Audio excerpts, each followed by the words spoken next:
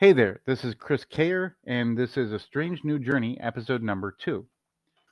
So, today we're going to talk about personal brand assets and differentiate them between revenue producing and non revenue producing. Most of the complaints I got and pushback I got as an advertising agency owner from clients about branding campaigns was that branding doesn't result in ROI. It's just people being aware of you and you occupying the mind space. So it's more likely that they'll come to you rather than your competition. But there's no direct relationship between you putting out a branding ad and somebody going and buying something. So nobody wanted to spend any money on branding. They just wanted to spend money elsewhere. What they didn't understand has really evolved over the last decade as social media has become so ingrained in most people's lives. It's replaced television and radio and the newspaper and magazines that we all used to have all the time, and we still have them, but most of our time, even watching TV, is still spent on our phones or our devices. You can have a whole room full of people, but 3/4 of them aren't watching the show. They're on their devices. So what's changed now is really impactful. Stats came out a week or so ago that showed that if you had a strong personal brand, you were 76% more likely to get your next promotion or your next job in comparison to other applicants.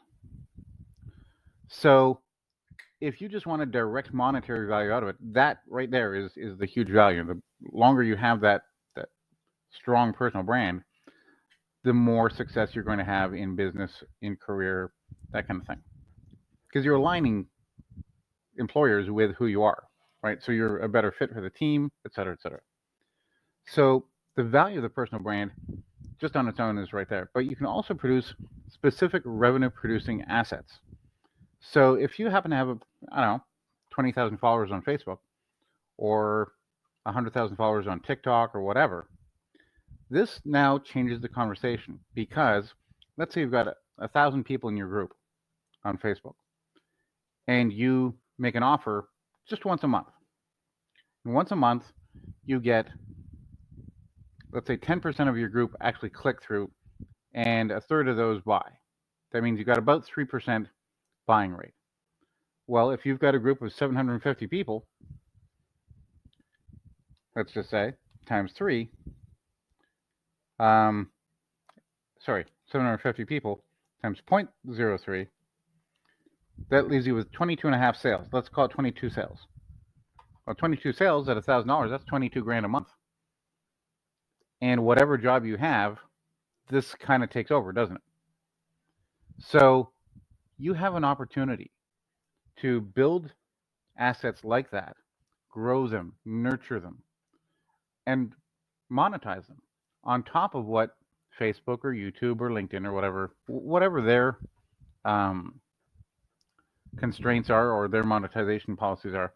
You have a way of generating revenue directly from the audiences you build that have networks and connections that you can leverage. So in terms of being able to generate as much revenue as you need to have the lifestyle that you're looking for, building a strong personal brand and especially the revenue producing personal brand assets is something anyone can do and anyone can profit from. That's been 4 minutes. Thanks for listening.